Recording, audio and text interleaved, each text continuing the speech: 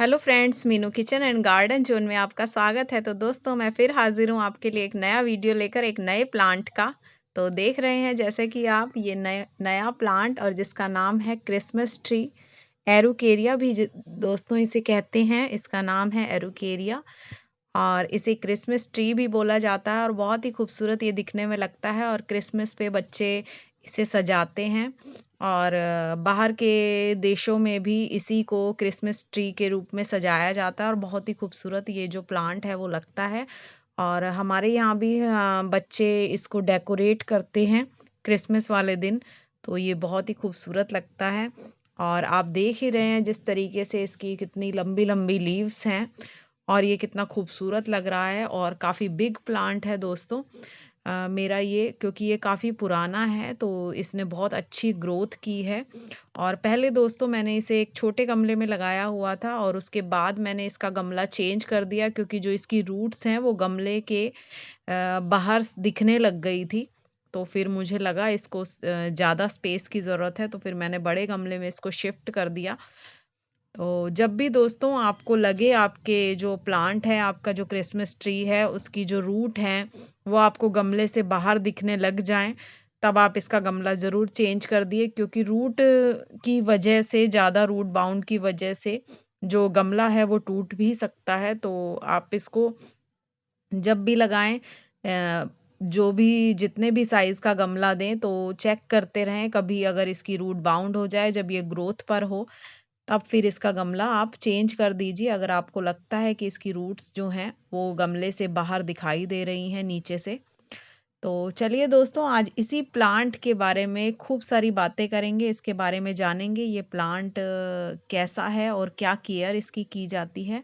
वही सारी बातें आज हम आपसे शेयर करेंगे। तो चलिए वीडियो को स्टार्ट करते हैं। तो यहाँ पर आप देख ही रहे हैं जैसे कि मेरा ये जो प्लांट है वो बहुत ही प्यारा और खूबसूरत लग रहा है और इसके बीच की जो टहनी है आप इसमें कांटे नोटिस कर लीजिए। इसके बीच में कांटे होते हैं तो ध्यान से इसको छूइएगा क्योंकि इसके बीच में कांटे होते हैं। ये जितना दिखने में ऊपर से खूबसूरत होता है उतना बीच में इसकी जो टहनी होती है उस पर कांटे होते हैं, तो इसको ध्यान से छूइएगा।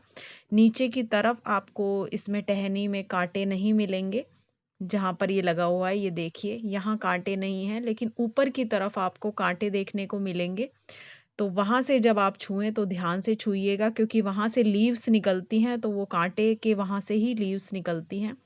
और अपने आप में ही दोस्तों इसकी जो लीव्स है उसकी खूबसूरती देखते ही बनती है। तो जब भी आप इसको नर्सरी से लाएं तो आपको जो इसको गमले का साइज देना है दोस्तों, वो अगर आप ज़मीन में लगा रहे हैं दोस्तों, अगर आपने इसको ज़मीन में लगाना है तो ये बहुत ही बड़ा प्लांट बनेगा। 30 से 40 फीट ऊंचा प्लांट ये जो है वो बनता है। और अगर आप गमले में लगा रहे हैं तो इसके साइज़ को आप मेंटेन रख सकते हैं। तो गमले में उतना ये बड़ी ग्रोथ नहीं करता है, तो कम ही करता है क्योंकि गमले के साइज़ पर डिपेंड करता है। जैसे कि मैंने इसे अभी जो गमला दिया हुआ है वो 16 इंच का गमला है।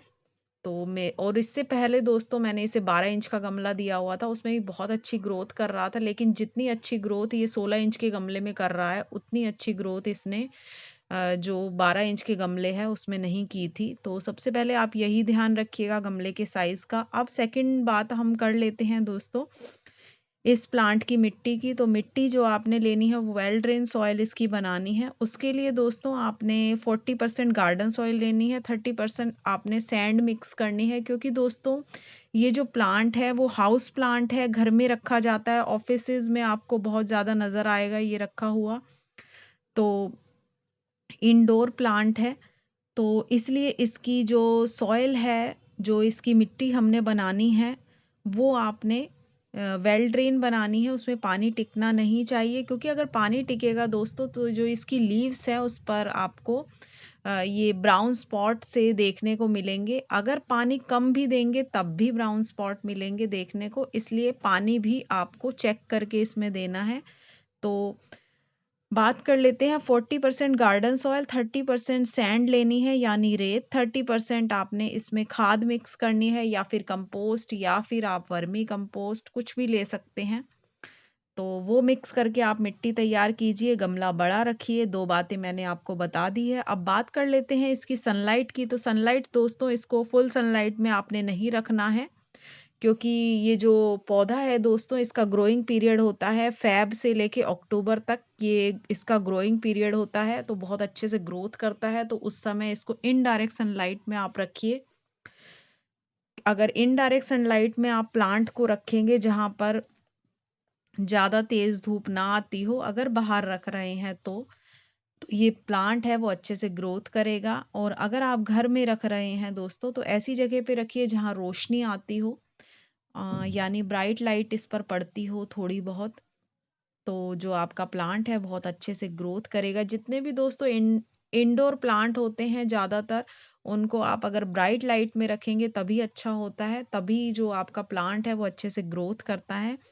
अब दोस्तों बात कर लेते हैं इसकी पानी की रिक्वायरमेंट की। तो पानी, जैसा कि मैंने आपको पहले भी बताया कि पानी आप इसको ज़्यादा मत दीजिएगा, क्योंकि अगर बहुत ज़्यादा पानी भी दे देंगे तब भी इसकी जो लीव्स हैं उन पर ब्राउन स्पॉट आपको देखने को मिलेंगे, और अगर बहुत कम भी देंगे तब भी ब्राउन स्पॉट देखने को मिलेंगे। इसलिए पानी आपने मिट्टी को चेक करके देना है। जब मिट्टी आपको सूखी लगे, टॉप सॉइल सूख जाए, तब आप पानी दीजिएगा, उससे पहले मत दीजिएगा।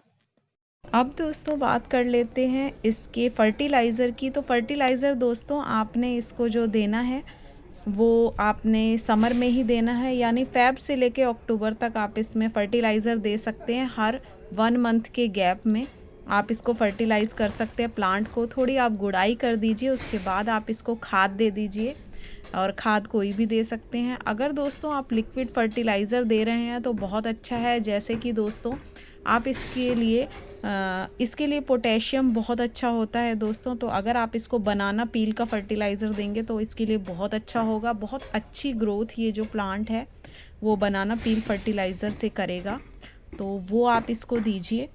और विंटर में दोस्तों इसका ख़ास ध्यान ये रखना है, आपने विंटर में इसको खाद नहीं देनी है, क्योंकि विंटर में ये डोरमेसी में होता है।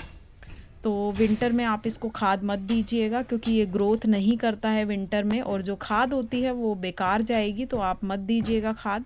और फ़ेब से लेके अक्टूबर तक आप इसको खाद दे सकते हैं, या कोई भी फर्टिलाइज़र। और डेकोरेशन के लिए बहुत प्यारा प्लांट है दोस्तों, ज़रूर आप इसे अपने गार्डन में शामिल कीजिए, अपने घर में लाकर लगाइए। बहुत ही खूबसूरत लगता है, लीव्स बहुत ही इसकी प्यारी लगती हैं। और दोस्तों एक और बात इस प्लांट के बारे में जो पहले मुझे भी नहीं पता थी, इसे मंकी पजल प्लांट भी बोलते हैं, क्योंकि मंकी के लिए दोस्तों ये बेसिकली पहाड़ों पर पाया जाता है ये जो प्लांट होता है। तो इसे कहा जाता है कि मंकी इस पर जल्दी से नहीं चढ़ते हैं, उन्हें बड़ा दिक्कत होती है इस पर चढ़ने में, क्योंकि इसके बीच में कांटे लगे होते हैं। तो मंकीज़ को बहुत ज़्यादा अच्छा नहीं लगता है ये प्लांट, तो इसके मंकी पज़ल हो जाते हैं और फिर कांटों में फंस जाते हैं, इसलिए इसे मंकी पज़ल प्लांट भी बोला जाता है। तो बहुत ही खूबसूरत प्लांट है, ज़रूर आप इसको अपने गार्डन में शामिल कीजिएगा, लाकर लगाइएगा। और अगर मेरी वीडियो आपको थोड़ी भी पसंद आती है तो लाइक शेयर सब्सक्राइब करना ना भूलिएगा दोस्तों। Thank you.